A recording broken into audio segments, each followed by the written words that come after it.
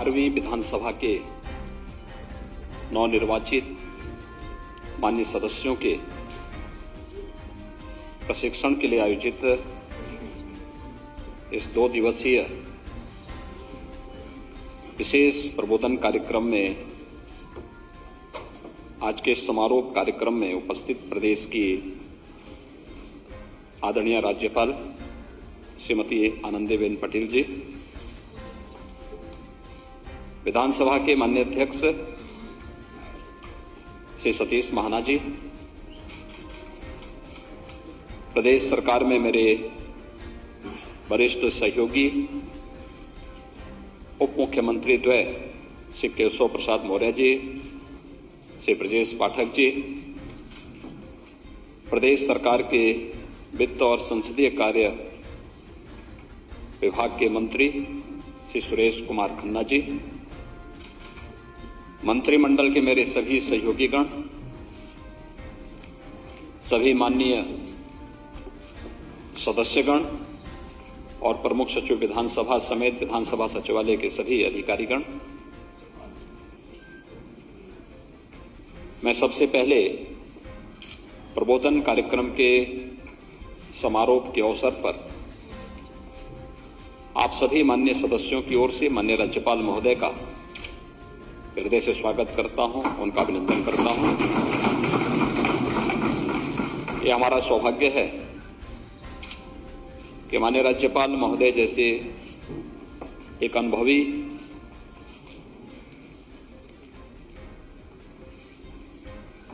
संविधान विशेषज्ञ,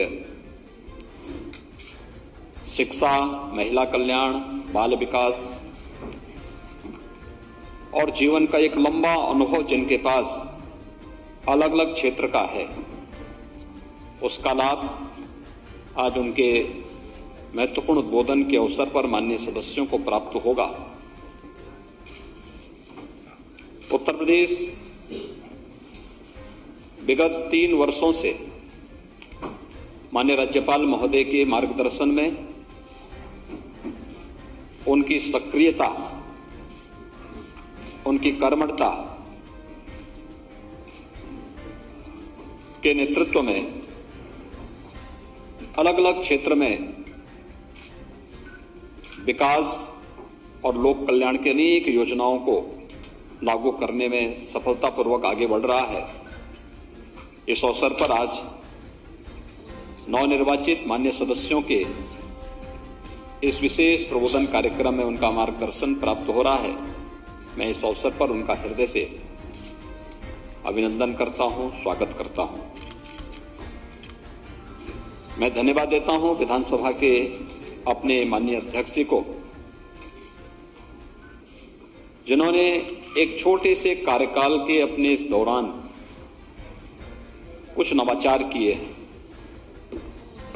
आदरणीय प्रधानमंत्री जी की मंशा के अनुरूप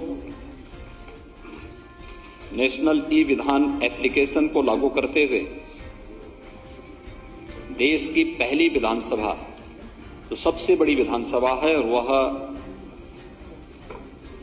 अब ऐसे लगती है जैसे वास्तव में उत्तर प्रदेश के अंदर दिखनी चाहिए थी, और वह एक अच्छा प्रयास हुआ है। इस प्रयास का लाभ आप में से प्रत्येक सदस्य को प्राप्त होने वाला है। थोड़ा अभ्यास आप करेंगे, ये जो डिवाइस वहां लगाई गई है टैबलेट के रूप में, उतना ही सरल है जितना आपका स्मार्टफोन या मोबाइल फोन।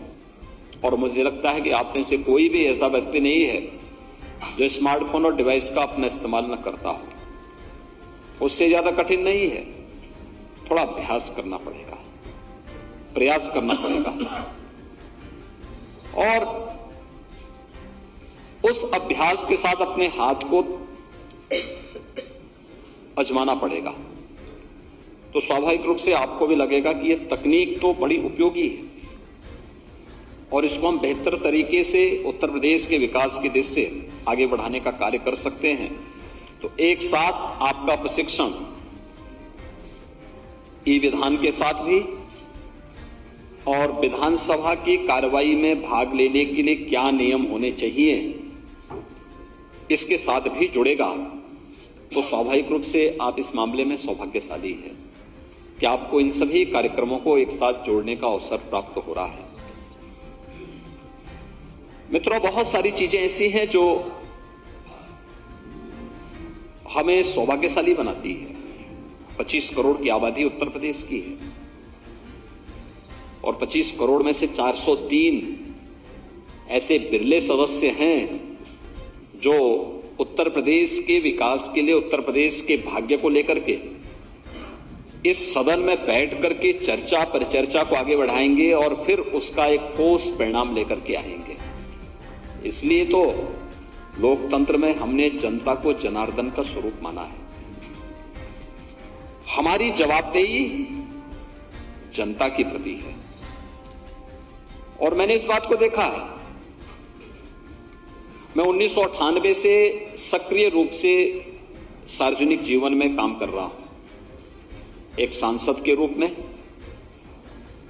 विगत 5 वर्ष के अंदर प्रदेश के मुख्यमंत्री और विधान परिषद सदस्य के रूप में, और इस 18वीं विधानसभा में मैं भी आपकी तरह एक नए सदस्य के रूप में आपके बीच में आया हूं।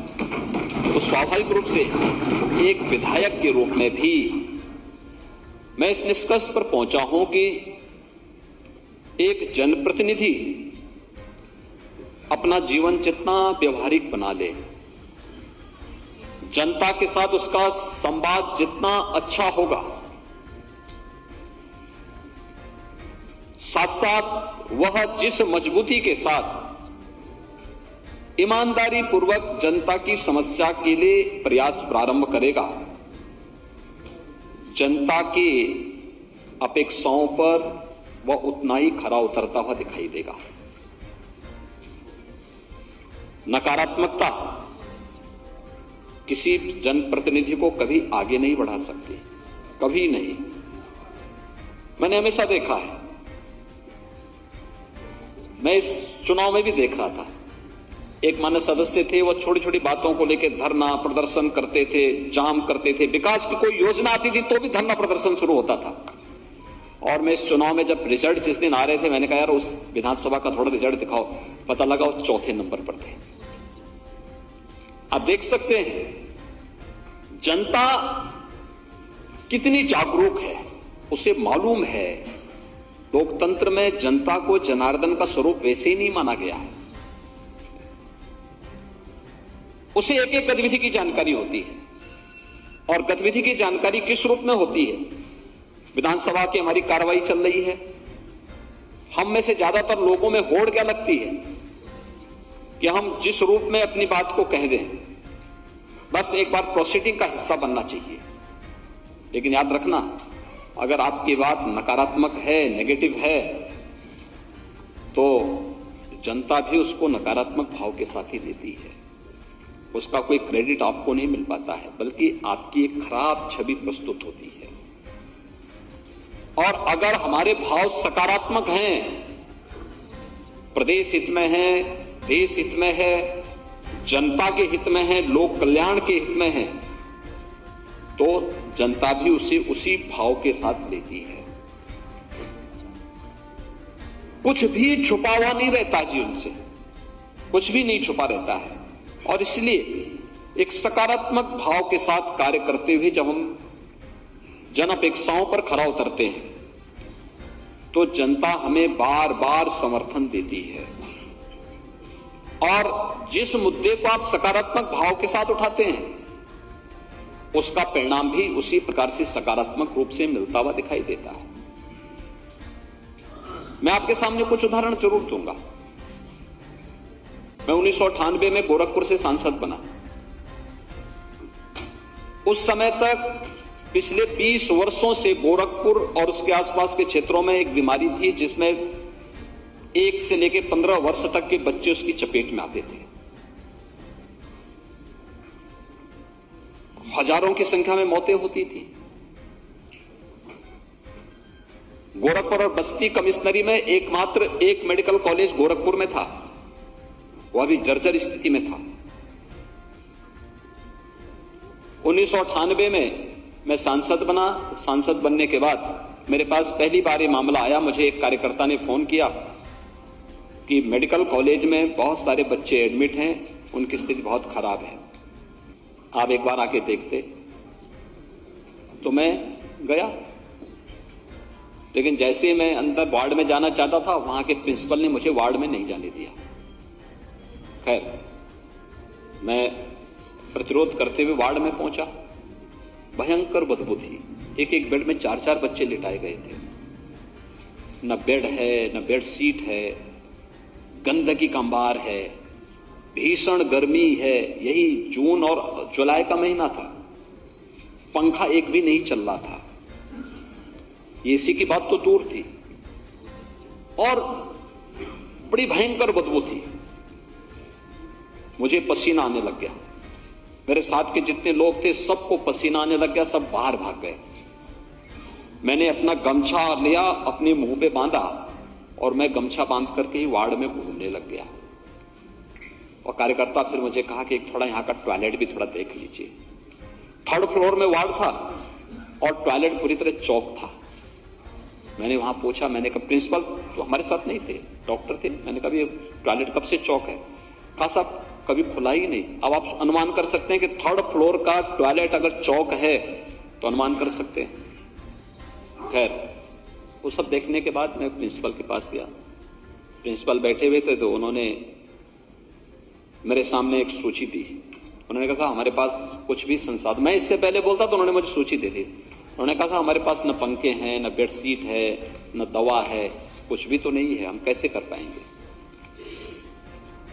तो मैं गया वापस, और उसमें से कुछ सामान मैंने, जैसे बेडशीट, मैंने 100 बेडशीट खरीदी अपने पास से। वहां के कुछ उद्यमियों के साथ मैंने बैठक की। मैंने उनसे कहा कि आप कम से कम पंखे और एसी दे दीजिए, वार्ड के लिए बच्चे हैं वहां पे। उन्होंने कुछ एसी पंखे दिए। फिर ऐसे ही कुछ अन्य सामान, बेड्स वगैरह कुछ मैंने लिए, और मैं तीसरे दिन एक ट्रक में भर करके लेकर के मेडिकल कॉलेज गया। मैंने वहां के प्रशासन को सौंपा। मैंने कहा इसको आप लीजिए, इसको आप चलाइए। फिर मैंने तब तक प्रदेश के मुख्यमंत्री, उस समय माननीय कल्याण सिंह जी थे, मैंने उनको फोन किया। मैंने कहा भाई ऐसी ऐसी स्थिति है और कैसे इसका। उन्होंने कहा मैं क्या कर सकता हूं। मैंने कहा देखिए, सबसे पहला तो यहां पे सब गरीब बच्चे हैं। इंसेफ्लाइटिस से जो मौत होती थी, 90% बच्चे अनुसूचित जाति और अल्पसंख्यक समुदाय के थे। तो मैंने कहा इनकी आर्थिक स्थिति बहुत खराब है, उपचार नहीं करा सकता कोई व्यक्ति, क्योंकि उस समय तक दवा लोग खरीदते थे, फ्री में उपचार की व्यवस्था हो जाए।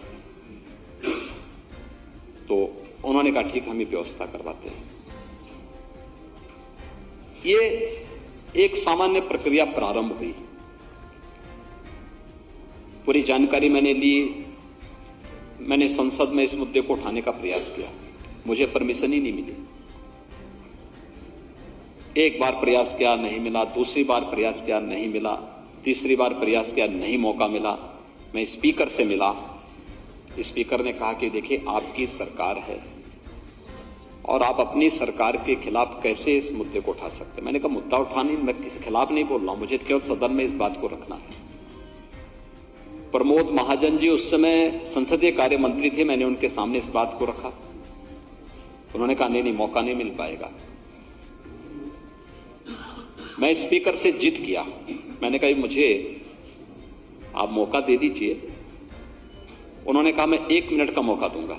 मैंने कहा 1 मिनट नहीं, आधा मिनट का दीजिए, मुझे इसमें मौका मिलना चाहिए। अगर आपको मेरी बात में दम लगता हो तो मुझे मौका देना, नहीं लगता है तो मुझे बिठा देना। अब आश्चर्य करेंगे कि मुझे केवल वहीं से मौका मिला। 2 मिनट का समय उन्होंने दिया। 2 मिनट के अंदर मैंने लक्षण बताने शुरू किए। तो कुशीनगर से लेकर के और सहारनपुर तक के जितने सांसद थे सब खड़े हुए। सबने कहा साहब ऐसी बीमारी हमारे यहां भी है। उस समय अमेठी के सांसद भी खड़े हुए, डॉक्टर संजय सिंह वहां से सांसद थे। सहारनपुर से एक नकली सिंह, बहुत वरिष्ठ सदस्य थे, वो सांसद थे। ऐसे ही अलग अलग सांसद खड़े हुए। पीलीभीत से श्रीमती मेनका गांधी सांसद थी, वो भी खड़ी हुई, कहा तो हमारे यहां भी बीमारी है। और फिर इस पे चर्चा करने का समय मुझे मिला, कॉलिंग अटेंशन में आधे घंटे की चर्चा का मौका मिला और फिर ये चर्चा आगे बढ़ती गई। भारत सरकार ने टीम भेजनी शुरू की, कार्य प्रारंभ हुआ, वैक्सीनेशन शुरू हुआ, वायरल ने अपना नेचर बदला, चलती रही और हम लोग भी हिम्मत नहीं हारे। 1998 से जिस यात्रा को हमने प्रारंभ किया था, ठीक 20 वर्ष यानी 19 वर्ष के बाद मुझे मुख्यमंत्री बनने का जब अवसर प्राप्त हुआ, मैंने प्रदेश में अंतर विभागीय समन्वय बनाया। और मित्रों, आज इंसेफ्लाइटिस के 95% मौतों को हम लोगों ने कंट्रोल कर लिया। एक बेहतरीन मॉडल है, ये बेहतरीन मॉडल है देश और दुनिया के लिए। कैसे इसको नियंत्रित किया जा सकता है, इसका एक मॉडल यह एक खड़ा हुआ है। और वही मॉडल जो हम लोगों ने अंतर विभागीय समन्वय के माध्यम से आगे बढ़ाया, आज वही मॉडल है जिसमें उत्तर प्रदेश ने कोरोना कालखंड में देश के अंदर बेहतरीन प्रदर्शन करके दिखाया है। वही अनुभव, अंतर विभागीय समन्वय, एक एक अलग अलग विभाग को उसके साथ जोड़ने का कार्य, और यूपी के मॉडल की सीधे सर्वत्र सराहना भी हुई है। फील्ड में रहकर जब हम काम करेंगे, बहुत सारी व्यवहारिक जानकारियां हमें प्राप्त होती हैं। सार्वजनिक जीवन में याद रखना, व्यक्ति का धैर्य, शालीनता और उसका धैर्य हमेशा उसको आगे बढ़ाता है। उसका उतावलापन, उसका ठेके पट्टे के प्रति अनुराग, उसका हर एक मामले में हस्तक्षेप करना हमेशा उसके पतन की ओर लेके जाता है। हमने देखा है, जितने उदंडता करने वाले लोग थे, संसद में ही मैं देखता था और विधानसभा में मैंने पिछली बार देखा, वो सब लुढ़कते चले गए। सबकी छुट्टी जनता जनार्दन करती गई। लेकिन सकारात्मक सोच के साथ जिन लोगों ने अपने कार्यक्रम को आगे बढ़ाया, जनता ने उनको हाथों हाथ लिया। अगर उत्तर प्रदेश में जातिवाद की राजनीति सच है, तो सुरेश खन्ना 9वीं बार कैसे विधायक बन गए? इनके तो जाति का 1000 वोट भी शाहजहांपुर में नहीं है। हमारे स्पीकर 8वीं बार विधायक बने हैं, इनके तो जाति का वोट नहीं है, लेकिन फिर भी बन रहे हैं। जन अपेक्षाओं पर कसना, अपने आप को कसना, अपने आप को तैयार करना और फिर उसके अनुरूप, जन भावनाओं के अनुरूप विकास के कार्यों को आगे बढ़ाना। आवश्यक नहीं आपने कोई प्रस्ताव दिया है कि एक ही बार में सब हो जाएगा। और आज तो इतनी योजनाएं हैं हर एक विधानसभा के लिए। यहां पे हमारे विपक्ष के जुड़े हुए तमाम मित्रगण हैं, मैं उनसे भी बोलूंगा कि विकास कार्यों में हमें राजनीति को आड़े नहीं आने देना चाहिए। अगर विकास कार्य आपकी विधानसभा क्षेत्र में हो रहा है, आपको उसे हाथों हाथ लेना चाहिए। आप हाथों हाथ लीजिए उसको, आपको उन कार्यक्रमों में जाना चाहिए। जनता को लाभ हो, आपका उद्देश्य भी और हमारा उद्देश्य भी एक ही है कि जनता का हित होना चाहिए, जनता को इसका लाभ मिलता हुआ दिखाई देना चाहिए। और अगर आप उन विकास की योजनाओं के साथ जुड़ करके जनता के बीच में जाते हैं, तो उसका श्रेय तो आपको मिलना है, उसका श्रेय बीजेपी को या बीजेपी के सहयोगी दलों को थोड़े मिलना है। क्योंकि आपकी विधानसभा है, आप इस समय विधायक हैं, जनता ने आपको चुना है। अगर विकास के कार्य वहां हो रहे हैं, तो उन कार्यक्रमों को अगर हम वहां बढ़ाने का कार्य करते हैं, तो मुझे लगता है कि यह एक बहुत महत्वपूर्ण उपलब्धि आपके साथ जुड़ती है। लेकिन हम अक्सर देखते हैं कि वह न केवल तटस्थता बनाते हैं मंत्रियों से, बल्कि वह तटस्थता बना देते हैं विकास के कार्यों से भी। और फिर उनके सामने भी संकट खड़ा होता है जब चुनाव आते हैं, और चुनाव के दौरान फिर जो संकट खड़ा होता है वो सबके सामने है। और इसलिए मैं आप सबसे अनुरोध करूंगा कि एक तो जनता के प्रति हमें केंद्र और प्रदेश सरकार की लोक कल्याणकारी योजनाओं को ईमानदारी के साथ उन तक पहुंचाने के लिए अत्यंत संवेदनशील बनना पड़ेगा।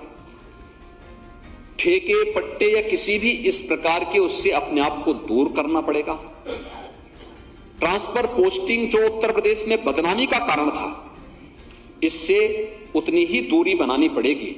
मेरिट के आधार पर कार्य हो, इसके बारे में अधिकाधिक जोर देने की तरफ आगे बढ़ना पड़ेगा और एक आदर्श जनप्रतिनिधि के रूप में अपनी एक छवि को प्रस्तुत करना पड़ेगा। और मैं तो विधानसभा से कहूंगा, माननीय अध्यक्ष जी से कहूंगा, कि हमारा प्रयास हो कि कम से कम 1 या 2 सदस्य विधानसभा में जो अच्छे हों, एक तो हम नए सदस्यों को बोलने का मौका जरूर दें। अक्सर क्या होता है, देखिए पिछली बार हमने 3 ऐसे सेशन चलाए थे इस विधानसभा के, जो अपने अपने देश के अंदर मॉडल बने थे। जैसे सस्टेनेबल डेवलपमेंट गोल पर 36 घंटे तक सदन चला था। इसके पीछे चलाने का हेतु 2 था। एक, प्रधानमंत्री जी ने जो एक लक्ष्य हम सबके सामने दिया है, पूरे देश के सामने दिया है, कि सतत विकास के लक्ष्यों को प्राप्त करने की दिशा में हमें क्या कुछ करना है। और उस चर्चा में मैंने देखा कुछ सदस्य ऐसे थे जो 36 घंटे तक सदन में बैठे रहे, और उसमें से काफी सदस्यों ने चर्चा में भाग लिया, जिनको हम सोचते थे कि इनको कुछ भी पता नहीं होगा, लेकिन जब डिबेट में उन्होंने अपनी बात को रखी, क्योंकि रात्रि को 2 बजे तक तो मैं भी सदन में था और रात्रि 2 बजे तक मैं उनके भाषण सुनता रहा। 5-5, 7-7 मिनट मिलता था, लेकिन क्या मजबूती के साथ, कम शब्दों में किस प्रभावशाली तरीके से वे अपनी बात को सदन में रखते थे। यह मुझे लगता अत्यंत अनुकरणीय उदाहरण था। उस समय सदन के अंदर मैंने देखा कितना पोटेंशियल है, कितनी ऊर्जा है, कितनी प्रतिभा है जनता के द्वारा चुने गए बातों पे। आवश्यक नहीं कि आपकी भाषा साहित्यिक हो, आवश्यक भी नहीं कि आपकी भाषा विशुद्ध व्याकरण युक्त हो। महत्वपूर्ण यह है कि विकास के प्रति आपकी सकारात्मक दृष्टि और आपका व्यवहारिक ज्ञान, क्योंकि आप जो कहेंगे वो व्यवहारिक ज्ञान पर आधारित होना चाहिए। फील्ड में आप विजिट करेंगे, उससे जुड़ी हुई जानकारी हो। वो कोई साहित्यिक मंच नहीं कि हम साहित्यिक भाषा का प्रयोग ही वहां पर करें।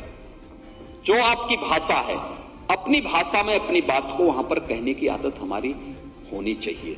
और हमारा प्रयास हो कि वर्ष में फिर कोई ऐसा मैकेनिज्म हम तैयार करें कि 1 या 2 या 3 ऐसे कुछ आदर्श विधायक हम चयनित करें, जो विधानसभा के किसी एक सत्र में फिर उनको सम्मानित करके एक व्यवस्था को आगे बढ़ाया जाए। जरूर आगे बढ़ाया जाए कि भाई हर साल एक ही विधायक को न किया जाए। भाई एक को जब मिल गया तो 5 साल में फिर उसका नंबर ना आए, फिर 5 साल के बाद ही आए। लेकिन कुछ ऐसे सत्र होने चाहिए, जैसे राज्यपाल का अभिभाषण। कौन कहता है कि हम राज्यपाल महोदय जब अभिभाषण दे तो राज्यपाल जी के अभिभाषण के बाद फिर हम चर्चा को देर रात्रि तक नहीं कर सकते? पूरी रात्रि भर चलाइए सदन को, भोजन की व्यवस्था हो, अधिक से अधिक सदस्य बैठे, कोरम हमेशा भरा हुआ हो, प्रोसीडिंग का हिस्सा उनकी बात को किया जाए, उनकी प्रोसीडिंग में पूरी बात उनकी आए, कम शब्दों में प्रभावशाली तरीके से अपनी बात को रखना। ये चीजें अगर हम करते हैं तो मुझे लगता है कि एक अच्छे जनप्रतिनिधि के रूप में आपकी पहचान बनेगी। भाषण देने का एक अभ्यास आपका होगा जनता के सामने। देखिए, हमारी ताकत जनता के प्रति हम अपने संबोधन के माध्यम से ही सम्मोहन पैदा करते हैं और फिर वही सम्मोहन हमें वोट में बदलता है। अगर आप केवल चुपचाप खड़े होकर हाथ जोड़ के जा रहे हैं, एक बार वोट मिल जाएगा, दूसरी बात जनता पूछिएगी कि अरे आप कुछ बोलेंगे भी, तो बोलने की आदत का मंच बनना चाहिए विधानसभा, और उसकी आदत डालने का एक अभ्यास, और फिर आदर्श विधायक के चयन की प्रक्रिया। फिर विधानसभा में हम जब विधानसभा की कोई पुस्तिका जारी करें तो उसमें आना चाहिए कि फलाने सत्र में यह हमारा आदर्श विधायक रहा है, यह हमारे आदर्श विधायक के रूप में इन लोगों ने वो किया है। तो ये कुछ चीजें हैं जिसको लेकर हमें कार्य करना होगा। दूसरा, मैं अक्सर एक बात देखता हूं, अभी 23 को माननीय राज्यपाल महोदय का अभिभाषण होगा नए विधानसभा का। सत्र की शुरुआत राज्यों में राज्यपाल जी के अभिभाषण से होती है और संसद में राष्ट्रपति जी के भाषण से होती है। फिर राज्यपाल जी के प्रति धन्यवाद प्रस्ताव सदन में आएगा और उस पर चर्चा होगी। याद रखना, अगर आप विधानसभा में हैं तो राज्यपाल जी के भाषण के दौरान राज्यपाल जी के आने के पहले सभी मान्य सदस्य कम से कम 15 मिनट पहले अपनी सीट पर बैठ जाएं। उस दौरान शांति से राज्यपाल महोदय के अभिभाषण को सुने। बहुत कुछ मटेरियल उस अभिभाषण में आपको भाषण का मिलता हुआ दिखाई देगा। आपके पास सॉफ्ट कॉपी या हार्ड कॉपी तो बाद में आएगी, लेकिन भाषण को चुपचाप अपना ईयरफोन लगाइए और पूरे अभिभाषण को सुनिए, अच्छी बातों पर ताली पीटिए और उसको पूरा समर्थन उस समय करिए। एक माहौल बदला हुआ दिखाई देगा आपको। दूसरा, राज्यपाल जी के आने के पहले या राष्ट्रपति जी के आने के पहले या कोई भी ऐसा महानुभाव जो हमारा अतिथि बन के आ रहा है हमारी विधानसभा में, वो केवल सत्ता पक्ष का अतिथि नहीं होता। जैसे कल लोकसभा के माननीय स्पीकर आए थे, सत्ता पक्ष विपक्ष दोनों वहां पर था। एक मैसेज देश के अंदर अच्छा गया। मैसेज क्या गया कि देखिए, एक नवाचार के लिए, ई विधान के लिए सत्ता पक्ष और विपक्ष दोनों में सहमति है। इसका मतलब उत्तर प्रदेश के विकास में हम अपने राजनीतिक मतों से ऊपर उठ करके काम करने के लिए पूरी प्रतिबद्धता के साथ आगे बढ़ेंगे। यह एक मैसेज था। बात छोटी है लेकिन मैसेज दूर तक जा रहा है। लाभ 25 करोड़ जनता के लिए जा रहा है और भाइयों बहनों, उसका लाभ किसको मिल रहा है? हर एक सदस्य को मिल रहा है। सदस्य के प्रति देखिए, आज हमारी सबसे बड़ी कमी क्या हो गई? राजनेता अविश्वास और असम्मान का प्रतीक बन गया है। ये सदन है जो हमें विश्वास का प्रतीक बनाएगा। यहां की चर्चा, यहां की गंभीर चर्चा, यहां पर प्रभावी चर्चा हमें सम्मान का प्रतीक बनाएगी और उस प्रतीक के रूप में हमें उभरना है। इस कार्यक्रम को आगे बढ़ाना। 6 जून को महामहिम राष्ट्रपति जी ज्वाइंट सेशन को संबोधित करेंगे। आजादी के अमृत महोत्सव वर्ष में एक दुर्लभ अवसर आ रहा है जब राष्ट्रपति जी का महत्वपूर्ण उद्बोधन उत्तर प्रदेश विधानमंडल को प्राप्त होगा। राष्ट्रपति जी के उद्बोधन के पहले सदन में उपस्थित हो जाना, कम से कम आधे घंटे पहले आ जाना। हम लोग राष्ट्रपति जी के साथ आएंगे, राज्यपाल महोदय, मैं, स्पीकर महोदय, हम लोग राष्ट्रपति जी के साथ ही आएंगे। लेकिन शेष सदस्य आधे घंटे पहले कम से कम अपनी सीट पर बैठ जाएं और अपनी सीट पर बैठ करके हम शालीनता के साथ अमृत महोत्सव वर्ष के अवसर पर संवेद सदन को संबोधित करने के लिए राष्ट्रपति जी के मार्गदर्शन को, उनके भाषण को हम सुने, उनके मार्गदर्शन को लें। बहुत सारी चीजें हमें मिलेंगी। एक चीज हम जरूर ध्यान में रखें, जब राज्यपाल जी का ही भाषण हो, जब राष्ट्रपति जी का ही भाषण हो या राष्ट्रपति जी का मार्गदर्शन सदन को प्राप्त हो या सदन की सामान्य रूटीन की प्रक्रिया भी हो, हम अपना मोबाइल फोन बंद करके रखेंगे। रखना भी चाहिए। ये बड़ी, यानी जब चर्चा के दौरान या राज्यपाल जी के भाषण के दौरान या राष्ट्रपति जी का जब वहां पर मार्गदर्शन प्राप्त होगा और मोबाइल फोन की घंटी बजती है, बड़ी अशिष्टता नजर आती है बाहर। लोगों के पास उसका मैसेज अच्छा नहीं जाता। सदस्यों के प्रति लोगों के मन में असम्मान का भाव पैदा होता है। हमारी पूरी गंभीरता को पूरी तरह डायल्यूट कर लेता है। मोबाइल फोन, हमारा प्रयास हो कि हम सदन के अंदर लेकर के ना आए। लेके आ रहे हैं, बंद करके रखें। कोई इमरजेंसी है तो आप उसको इस रूप में रखें कि जिससे उसकी घंटी की आवाज वहां ना आने पाए। साइलेंट मोड पर रखें उसको। ये कुछ चीजें हैं जो सावधानी रखने की आवश्यकता है। ये हमारी गरिमा में वृद्धि करेगा, हमारे प्रति लोगों के मन में एक सम्मान का भाव पैदा करेगा। आज हम लोग जाते हैं, लोग सम्मान के भाव से क्यों देख पाते हैं? अगर मैं भी अन्यों की तरह करता, लोग मुझे भी राह चलते हुए गाली देते ना। हम लोगों ने तो अपील की कि भाई सड़क पे कोई भी धार्मिक कार्यक्रम नहीं होंगे। अलविदा की नमाज नहीं हुई, मस्जिदों में 3-3 शिफ्ट में उन्होंने नमाज अदा की। एक अभिनंदनीय कार्य हुआ। अगर सरकार भेदभाव करती कि नहीं साहब इधर एक पक्ष करेगा दूसरा पक्ष नहीं करेगा, या माइक उतारने के लिए हमने कहा कि भाई देखो लोगों को परेशानी होती है, परिसर के बाहर आवाज नहीं आनी चाहिए, हमने अपील की, सबने योगदान किया। मैं कल से देख रहा हूं, परसों मैंने अपने दोनों डिप्टी सीएम के साथ मिलकर के एक वीसी की थी, वीडियो कॉन्फ्रेंसिंग की थी। मैंने कहा भी जितने माइक उतारे गए हैं हमारा प्रयास हो दोबारा ना लगे, और जो उतारे गए हैं विद्यालयों को दान दे दिए जाए। कल से लोग दान देना शुरू कर दिए। लोगों को मालूम है कि यह एक तरफा नहीं है, सबके लिए समान रूप से लागू हो रहा है। और ऐसे ही मोबाइल फोन का मामला है या कोई भी इस प्रकार का मामला है, ये हमें सबके लिए लागू करना है, समान रूप से लागू करना है। प्रदेश की एक छवि बनानी है। जो लोग ये मानते थे कि उत्तर प्रदेश विकास में बैरियर है, इस छवि को हटाना है। उत्तर प्रदेश देश में विकास का अग्रणी नेतृत्वकर्ता के रूप में आगे बढ़ेगा। इस छवि को आपके माध्यम से देश के सामने प्रस्तुत करना है, और इसके लिए हम सबको अपने आप को तैयार करना होगा। एक विधानसभा सत्र के बाद संसदीय कमेटियां भी बनेंगे। संसदीय कमेटियों का काम एडवाइजरी होता है, और एक सरकार को या विभागों को सलाह के रूप में वे काम करती है। मैं बहुत बार देखता हूं बहुत सारी कमेटियां अधिकारियों को बुलाकर के आदेश पारित कर देती हैं। मुझे लगता है कि वह एक गलत परंपरा की शुरुआत होती है। हमें उसका ध्यान रखना होगा। अपने अधिकार और अपने कर्तव्यों के बीच में एक बेहतर समन्वय बनाना होगा, और जब भी ये समन्वय में कहीं कोई दिक्कत आएगी तो बाद में संकट खड़ा होगा। तो कोई भी ऐसा कार्य हम लोग न करें कमेटी की से जुड़े हुए, क्योंकि अक्सर मैं देखता हूं कि बहुत सारी जगह ऐसे ऐसे आदेश पारित किए गए हैं कि मैं देख के चौंकता हूं, क्योंकि मुझे इस देश की संसदीय कमेटियों में रहने का अवसर प्राप्त हुआ है और मैंने उन चीजों को देखा है कि कमेटियों के अधिकार क्या हैं और कर्तव्य क्या हैं। हमें उन चीजों को देखना होगा।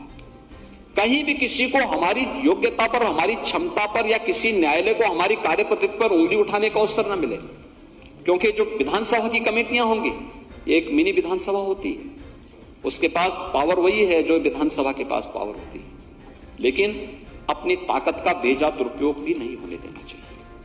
वह अपनी सलाहकार की भूमिका के रूप में ही अच्छी सलाह उपलब्ध करवाएंगे तो अच्छा उसका संदेश जाएगा। यह जो प्रबोधन का कार्यक्रम चला है, आपके पास नियमों की पुस्तिकाएं मिली होंगी, हम एक बार उसको देखेंगे। विधानसभा में पुराने सदस्य कैसे नियम के अंतर्गत अलग अलग परफॉर्मा होंगे, उसके अंतर्गत कैसे उस प्रक्रिया को फॉलो करके अपनी बात को रख रहे हैं, कैसे हमें अपने कार्यक्रम को आगे बढ़ाना है। अगर हम थोड़ा भी एक बार उसमें अभ्यास कर लेंगे, आप देखना 1-2 सत्र के अंदर ही नए सदस्य पारंगत हो जाएंगे। और फिर पारंगत ही नहीं होंगे, आप पुराने सदस्यों को भी इस मामले में बेहतर सलाह देने की स्थिति में हो सकते हैं। और बेहतर सलाह इस बात को लेकर के कि देखिए आप जो है इसमें इस रूप में आपने किया, लेकिन आपको इतना ही समय लेना चाहिए था, लेकिन आपने ज्यादा समय ले लिया। आप इसको और प्रभावी ढंग से बोल सकते थे, इसकी प्रभावशालीता को और मजबूती के साथ आगे बढ़ा सकते थे। बहुत सारे सुझाव आप उसके माध्यम से दे सकते हैं, और उस प्रक्रिया के साथ अगर हम जुड़ पाए, हमें अपने आप को तैयार करना होगा। और फिर अंततः मैं आप सबसे ये अपील करूंगा, देखिए जनता ने बहुत विश्वास के साथ आपको चुना है, बहुत विश्वास के साथ चुना है। 25 करोड़ जनता में 403 बिरले सदस्य ऐसे हैं जिनको जनता ने अपना लीडर मान करके चुनाव जिता करके यहां भेजा है। और उन 403 का दायित्व बनता है कि उन जन अपेक्षाओं पर हम खरा उतर सके।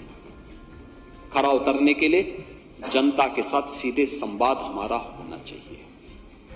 विधानसभा सत्र के बाद जब भी आपको अवसर मिलता है, कमेटियों की बैठकों को छोड़ करके या कोई विशेष सत्र को छोड़ करके, या जब आप अपनी विधानसभा से जुड़े हुए कार्यों को देख करके यहां पर आते हैं, उस समय को छोड़कर जब भी आप अपने घर में हो, जनता से जरूर मिले। एक समय तय कर लीजिए, पूरी प्रक्रिया को टाइम टेबल तय करने अपने पूरी प्रक्रिया का।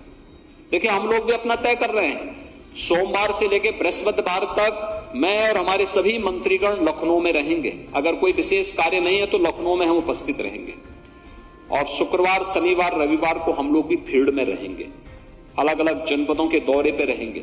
जनपदों के दौरे के दौरान हम लोग जनप्रतिनिधियों से भी मिलेंगे, जनता से भी मिलेंगे, विकास के भौतिक कार्यों का सत्यापन भी करेंगे, समीक्षा बैठकें भी करेंगे।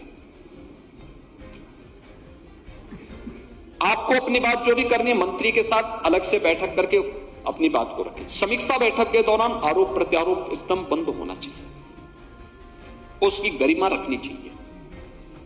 और अगर आपको लगता है कोई व्यक्ति गलत है, कोई गलत काम कर रहा है, उसका अलग से जब बैठते हैं उस दौरान अपनी बात को शालीनता के साथ रखें। फलाना व्यक्ति गलत है, फलाने व्यक्ति के बारे में आप एक बार जांच करवा लें, देख लें। लेकिन जब आप बैठक के दौरान, समीक्षा बैठक के दौरान इस प्रकार के मुद्दों को उठाते हैं, माहौल वहां का बड़ा विषाक्त होता है और जो फोकस पॉइंट होते हैं उससे ध्यान डाइवर्ट हो जाता है। हमें इस चीज को हमेशा ध्यान रखना होगा। और इसलिए सोमवार से लेकर के बृहस्पतिवार तक माननीय जनप्रतिनिधियों के लिए यहां पर मैं भी, दोनों डिप्टी सीएम भी, हमारे सभी माननीय मंत्रीगण भी यहां पर मौजूद रहेंगे। लेकिन अच्छा होगा पहले से समय लेकर के आप मिलेंगे तो आसानी से आपको समय मिल जाएगा। दूसरा, शुक्रवार से लेकर के रविवार तक 3 दिन तक फील्ड में किसी न किसी जनपद में कोई न कोई मंत्री विभागीय कार्य से, सरकारी दौरे के तहत वहां पर रह करके जनप्रतिनिधियों के साथ भी और अन्य लोगों से भी मुलाकात करेंगे। मैं विधानसभा के अपने अध्यक्ष महोदय से भी और विधान परिषद के अपने सभापति महोदय से भी इस बारे में अनुरोध करूंगा कि हमारा प्रयास हो कि जो विधानसभा की कमेटियों की बैठक भी हो वह मंगलवार या बुधवार के ही दिन हो, जिससे माननीय विधायक जब आए तो उस दौरान वे कमेटियों की बैठक में भाग ले सकें और यहां पर किसी मंत्री से या किसी से मुलाकात करनी हो तो उस दौरान मुलाकात करके फिर अपनी विधानसभा में वापस जा सके। एक प्रक्रिया के साथ हमें उसको जोड़ना पड़ेगा जिससे उनकी भी, जनप्रतिनिधियों की भी सुविधा हो सके, मंत्रियों की भी सुविधा हो सके, वे अपनी बात को लिखित रूप से वहां पर प्रस्तुत भी कर सके। ये कुछ चीजें होती हैं जो बहुत छोटी छोटी चीजें हैं जिस पर हमें ध्यान देना होगा और उस प्रक्रिया के साथ अपने आप को आगे बढ़ाना होगा। एक अच्छे जनप्रतिनिधि के रूप में, एक आदर्श जनप्रतिनिधि के रूप में आपकी छवि जीवन पर्यंत आपका साथ देगी। लेकिन अगर जनप्रतिनिधि की छवि पर कहीं कोई डेंट आया तो आपके लिए जीवन पर्यंत वह एक अभिशाप बनकर के भी आपका पीछा नहीं छोड़ेगी। हमेशा इस बात को ध्यान में रखना।